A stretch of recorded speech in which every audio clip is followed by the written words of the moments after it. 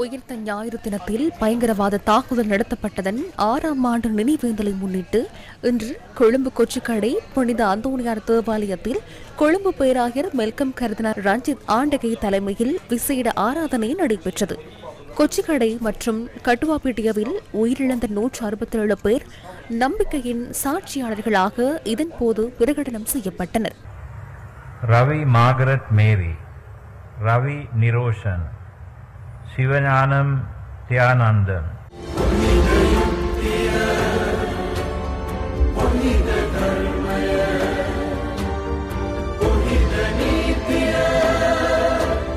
ஆராதனை ஆரம்பமாவதற்கு முன்னதாக உயிர் நீத்தவர்களின் உறவினர்கள் உள்ளிட்டவர்களுடன் கர்தினால் ஆண்டகை புனித லூசியா தேவாலயத்தில் இருந்து கொச்சிக்கடை புனித அந்தோணியார் தேவாலயம் வரை நடைபவனியில் வந்ததுடன் 2 நிமிட மௌன அஞ்சலி செலுத்தி பாதிக்கப்பட்டவர்களை நினைவு கூர்ந்தார்.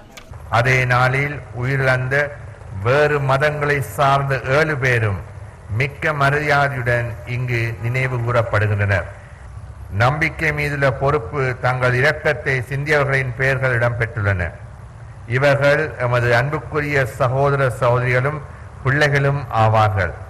இவர்கள் காட்டிய நம்பிக்கையின் சாட்சியத்தை இறுதி வரை பாதுகாக்கவும் பரப்பவும் நினைவுகளை நிலைத்திருக்க செய்யவும் இந்த அறிவிப்பு வழங்கப்படுகின்றது. நாம் அதனை தேவாலயத்தில் இடம்பெற்ற தாக்குதலாக கருதவில்லை. அனைத்து வழிபாட்டு தலங்கள் மீதும் நாகரிகம் கொண்ட சமூகத்தின் மீதும் நடத்தப்பட்ட மனிதாபிமானமற்ற தாக்குதலாகவே நாம் அதனை காண்கின்றோம். பாதிக்கப்பட்ட அனைவருக்கும் விண்ணக சுகமும் மோட்சமும் கிடைக்க பிரார்த்தனை செய்கின்றேன்.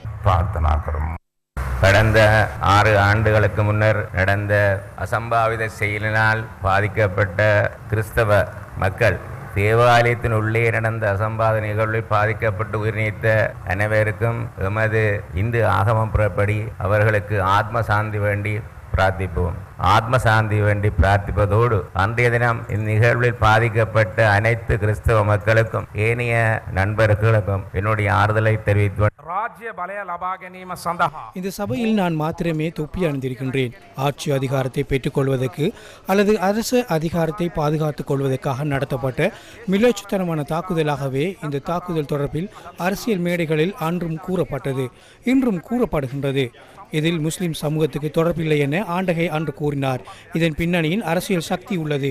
ஆகவே கத்தோலிக்க மக்கள் குழப்பம் அடையக்கூடாது என்ற அந்த வரலாற்று அறிவிப்பை அவர் விடுத்தார்.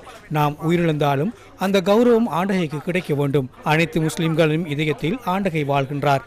உயிரிழக்கும் வரை நாம் கடன்பட்டுள்ளோம். கத்தோலிக்க கிறிஸ்தவ மக்களுக்கு மரியாதை செலுத்தும் வகையில் முஸ்லிம் மக்களை நன்றியை கூறிக்கொள்கின்றேன். நீங்கள் இன்றும் அதனை செய்கின்றீர்கள் என்பதை இந்த சந்தர்ப்பத்தில் கூற விரும்புகின்றேன்.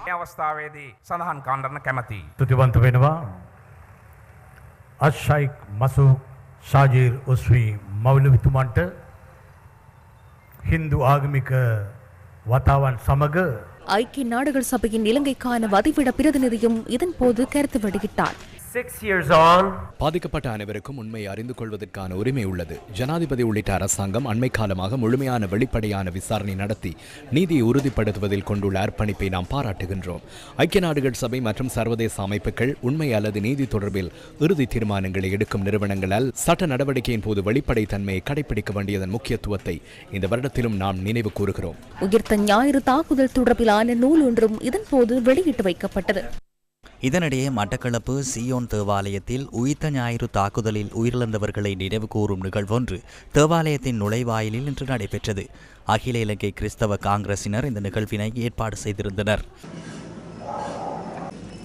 மொத்தம் 31 பேர்கள் இங்கே மன்னிக்கப்பட்டிருந்தார்கள். அதிலே 14 குழந்தைகள் படு மோசமாக கொலை செய்யப்பட்டிருந்தார்கள். 80 நபர்களுக்கு மேற்பட்டவர்கள் படுகாயமடைந்திருந்தார்கள்.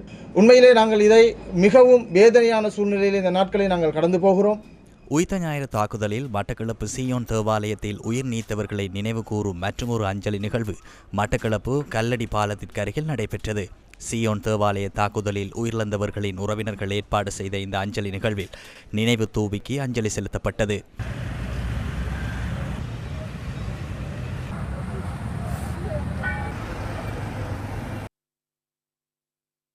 இதனிடையே உயிர்த்த ஞாயிறு தாக்குதலில் உயிரிழந்தவர்களை நினைவு கூறும் நினைவேந்தல் நிகழ்வு ஒன்று மட்டக்களப்பு காந்தி பூங்காவில் இன்று நடைபெற்றது.